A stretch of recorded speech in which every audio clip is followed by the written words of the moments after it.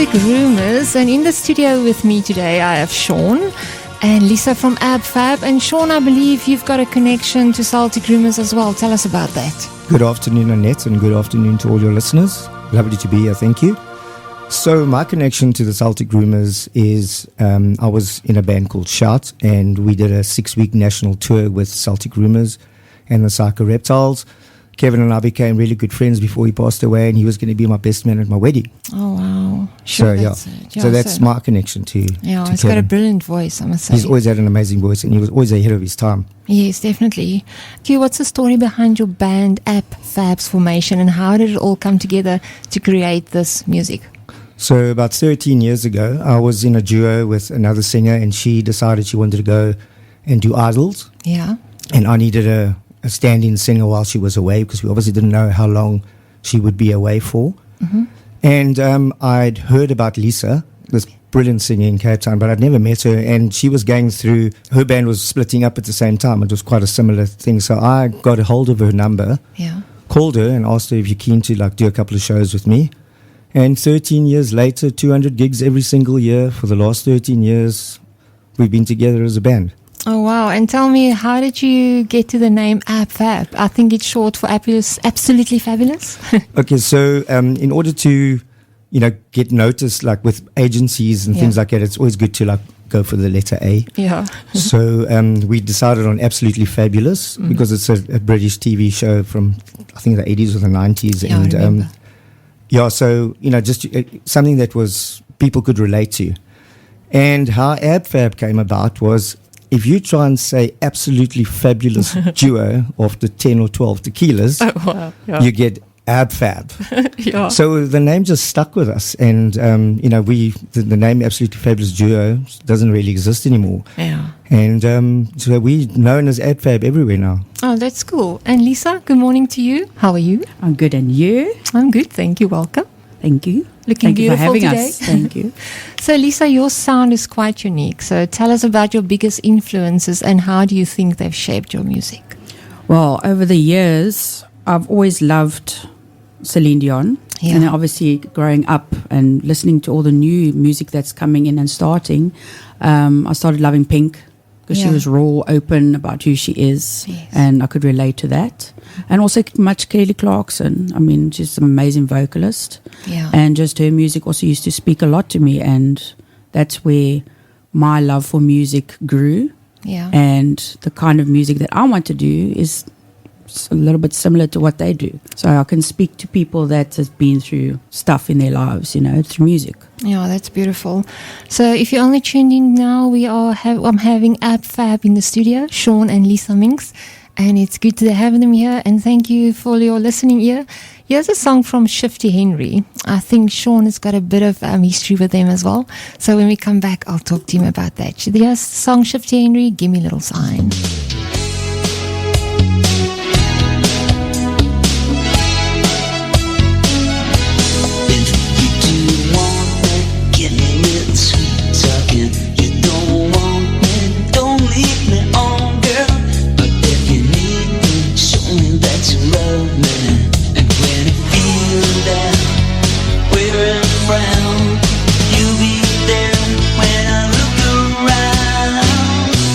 Just give it some kind of sign,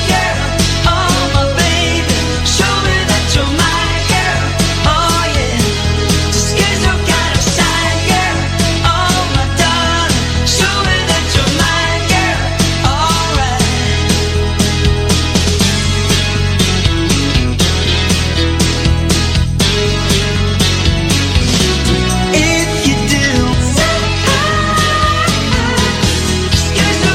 tuned to Perron FM 95.1, and that was Shifty Henry, Give Me a Little Sign.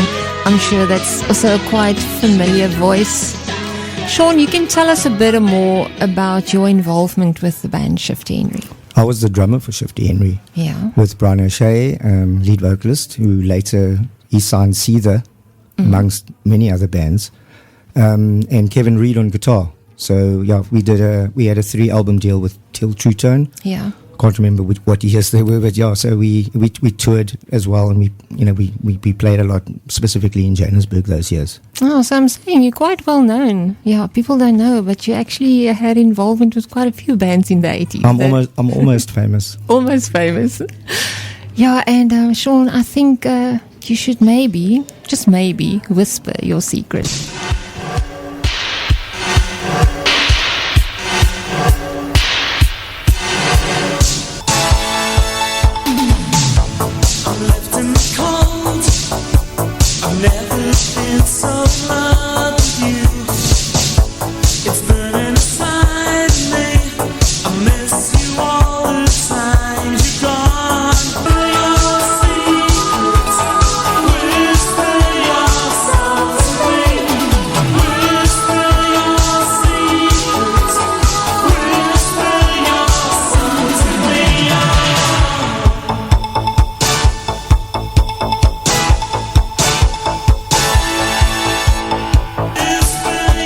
Perron FM 95.1. That was Whisper Your Secrets from the Helicopters.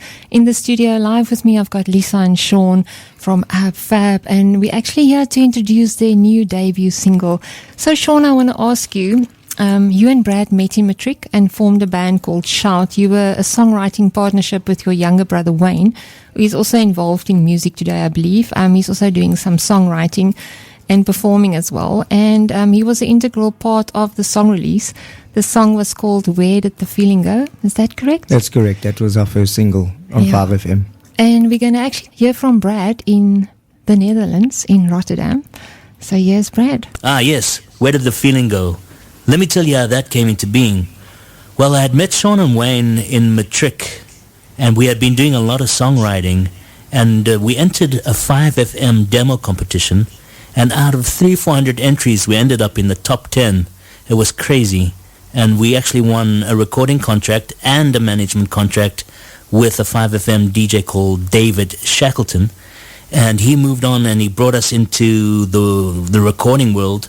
And we ended up at Syntrax Studios, a very famous studio in Johannesburg, under the producer Adrian Strydom, who was a great producer. I mean, he was producing bands like the Helicopters, Celtic Rumours, Psycho Reptiles. He had a whole bunch. He was doing extremely great productions, and he took us under his wing, and we recorded several songs at Syntrax Studios, and one of them was Where Did the Feeling Go? We had another one called Don't Dance. There was a whole bunch. We were heading towards an album, and from the initial recordings, David Shackleton would go play it on 5FM, and the support was incredible through all the jocks, and we actually ended up having a number one. We were thrilled, and still to this day, I can't believe it. We're so grateful still to this day. And that was Brad in the Netherlands, in Rotterdam. And that's the story behind the song Shout song, Where Did the Feeling Go? I think it was played in the 80s, and it was actually number one on Radio 5, I believe. Yeah, the song went to, I spent 1 week at number one on 5FM. One week. Well, it was at number one, so that's all it's about. Yeah. So here is that song, and I'm sure you're going to like it. It was 1989. 1989, Yeah. yes, and it was number one. So it doesn't matter how long, it was number one on Radio 5. So here is that song, first time on Perron FM 95.1. Where Did the Feeling Go? Shout. You find your bags, you're on the road again. Tell me your life is moving so slow. Where did the feeling go? So daar het jy dit, Shouts on Live FM and Perron FM 95.1. That was ages ago, but it doesn't sound like that, Sean. It's got a bit of a like a brass tune to it, or what do you say, Lisa? It's got a bit of brass in it. What do you think? Just a little bit. Just a little bit. But luckily I like the 80s, so Okay, not bad, so, Sean, not bad. Yeah, not bad, Sean. Thanks, Lisa. And if you download our number 076 696 9190, sorry, 076 696 9190, yes, then you can go and download our number and you can save it and we can save yours, and then you'll be able to see the updates. I've uploaded a few photos there. So Sean is the handsome one in the middle. They say the drummer is always the most handsome. There's a picture of Shout, the band, and you can see the 80s vibe in their hairstyles and the look. And there's a Shifty Henry photo as well. And then ABFAB's photo is on there, so go and have a look. So, Lisa, Shame, I must talk to you as well. It's not just about Sean. A little bit. Yeah, just a little bit. You know, our girls never get all the attention. So, Lisa, you wrote the song Wake Up. Yes. And what inspired you to write these beautiful lyrics? I read there's some like that says, build these walls and I'm learning to leap over the sphere and into the sun. My journey for life has just begun. It's beautiful lyrics. So how did you come about that? This song just came out of the blue, really. I think from all the things that I've been through in my life, I just woke up one morning and I was like, I've got a bunch of things that I want to say, so I might as well just put it on paper and see what happens. And it just turned into a good song. Yeah. And I never thought I would write a song, but I was like, just let's give it a go. I've got something to say. I want people to know how I feel, and I want them to relate. Yeah. So Lisa sent me these lyrics. Yeah. About less than 2 months ago, actually. And I've been begging her for years to write original stuff, and she just, I think maybe it's just a timing thing. And when she sent me those lyrics, the intro piano part from Wake Up is a piano hook that I've had in my head for about 4 months, and I didn't know what to do with it. So I basically took the lyrics, laid down the piano track with a basic melody, laid a guide drum track, and I sent it to Brad in Rotterdam, and I said, what do you think about this? Yeah. Yeah, it's definitely got to do with timing, I think. It was just the right time. Just something said, like, let's just do it. Maybe it's our time now. So, yeah, that's how it just came about. Yeah, we're very proud of the song. Yeah. And I hope everybody likes it. No, I'm sure they will. And was there like maybe a deeper meaning to definitely writing the song, something that happened that inspired you? About 2 years ago, I had a heart attack. It was a near-death experience. So that's got a lot to do with the song. And, just of the build-up of my whole life, there's been a lot of heartbreak, loss, losing my parents, a loss of family members. And just, the ups and downs of life. Yes. Just went into all now this songwriting that just came out of nowhere. So with a couple of new songs that's coming up during the course of the year, you'll get to hear it. Yeah. And I hope people relate to it. Because a lot of people go through a lot of things, and if they can relate to a song, great. Yeah, and I believe people share their raw emotions in a song. It's easier to do it that way. Yeah. And I think that's what you actually got right. It's actually a brilliant song, and it's brilliant lyrics.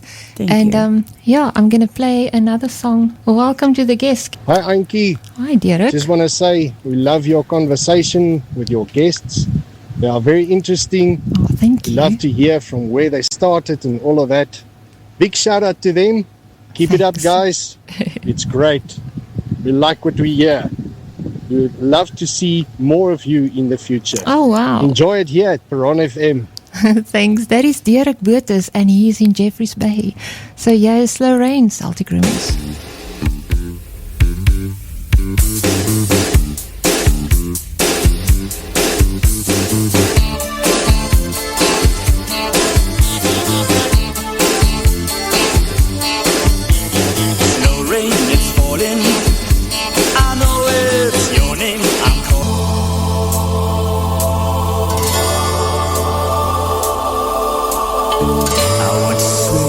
Ocean of cheer, I want to be free.